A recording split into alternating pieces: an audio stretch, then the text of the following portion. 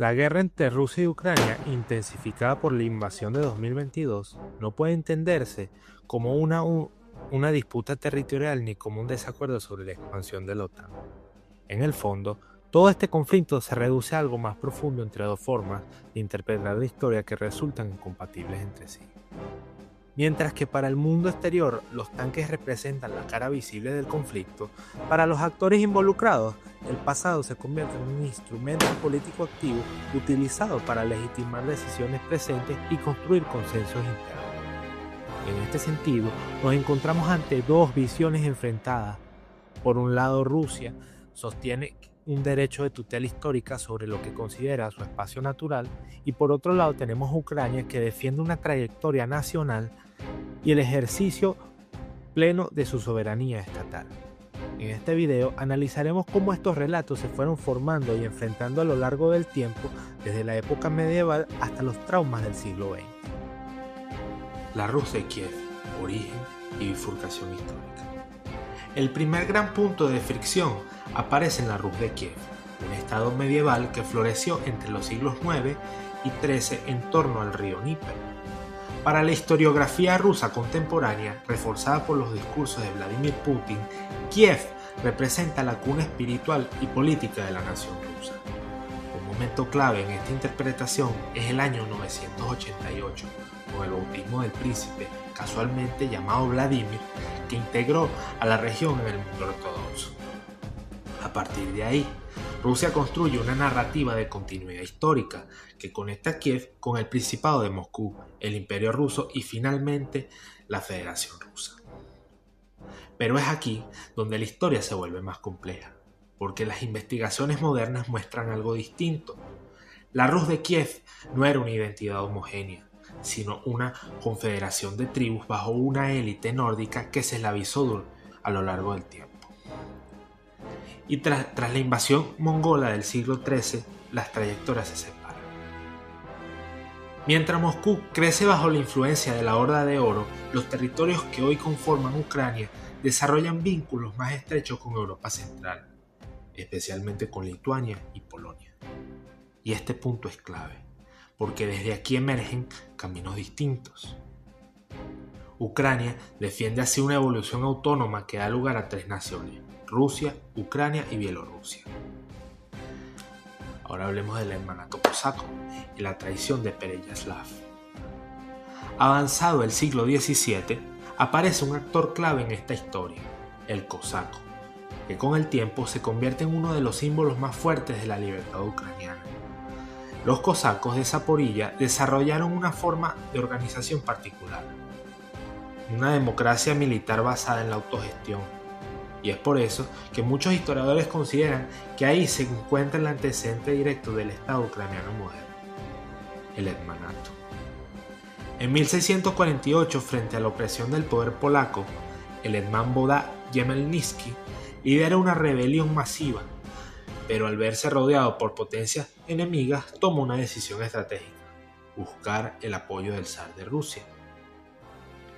Y es por eso que en 1654 el Tratado de Pereyaslav se firma el Tratado de Pereyaslav, cosa que para el relato ruso este acuerdo representa una reunificación histórica, el regreso natural de dos pueblos considerados hermanos, pero para la perspectiva ucraniana la interpretación es completamente distinta. Esto no se trata de reunificación, sino de una alianza militar circunstancial, limitada y condicionada.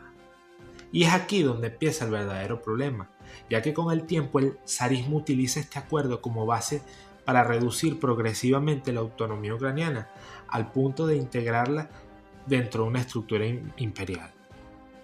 A esta subordinación política se suman políticas de rusificación cada vez más agresivas durante el siglo XIX.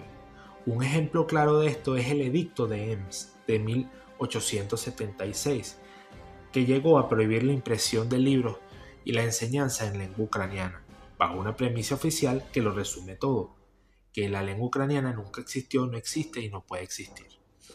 Ahora hablemos del siglo XX. Hablemos del Holodomor. El siglo XX introduce el capítulo más oscuro y decisivo en la formación de la identidad ucraniana moderna, el Holodomor, entre el año 1932 y 1933. Esto no se trató de una hambruna provocada por factores naturales, sino de una catástrofe impulsada desde el poder soviético bajo el régimen stalinista, con el objetivo de quebrar la resistencia del campesinado ucraniano frente a la colectivización forzada. Documentos desclasificados demuestran que el Estado no solo confiscó el grano, sino prácticamente todos los alimentos disponibles y además cerró las fronteras internas para impedir que la población pudiera desplazarse en búsqueda de comida. El impacto fue devastador.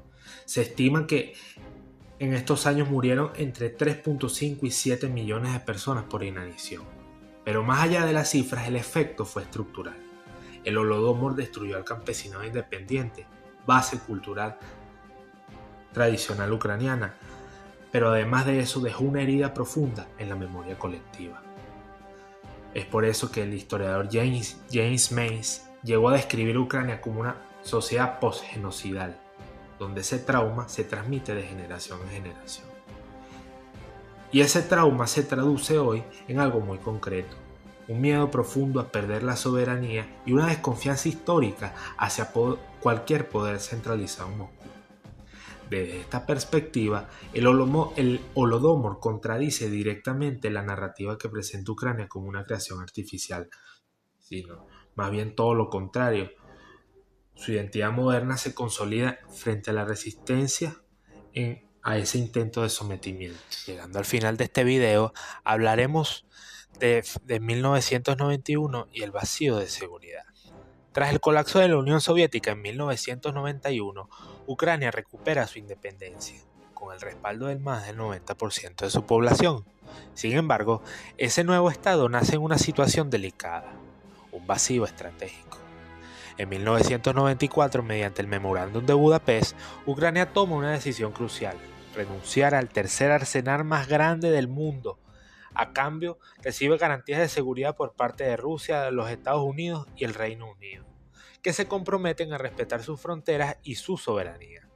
El problema es que esas garantías no se cumplen.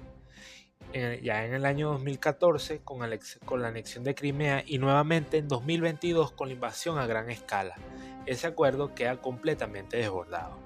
Para muchos analistas, este momento marca el fin de lo que se denominó la globalización ingenua, es decir, la idea de que los conflictos de poder habían quedado atrás. Desde la perspectiva rusa, sin embargo, el contexto se interpreta de forma distinta. La expansión de la OTAN y las revoluciones prooccidentales en Ucrania, como la Revolución Naranja de 2004 o el Euromaidán de 2013, no se perciben como decisiones soberanas, sino como una amenaza directa y una ruptura del equilibrio establecido tras la Guerra Fría. El conflicto territorial se ha convertido en algo más profundo, una disputa por el significado de la historia y por el derecho a definir una identidad propia. Pero esa no es la única dimensión. Porque como en muchos conflictos a lo largo de la historia, también existe una dimensión geopolítica, una lucha por influencia, por equilibrio de poder y además por el control estratégico de regiones claves.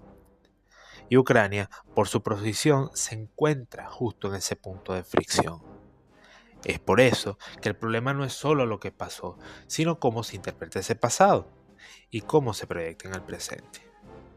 Y es precisamente en esa superposición, historia e intereses, donde este conflicto se vuelve especialmente difícil de resolver. En el próximo video, Ucrania finalmente se vuelve independiente, pero con esa independencia comienza una nueva lucha por definir su futuro. No te lo pierdas.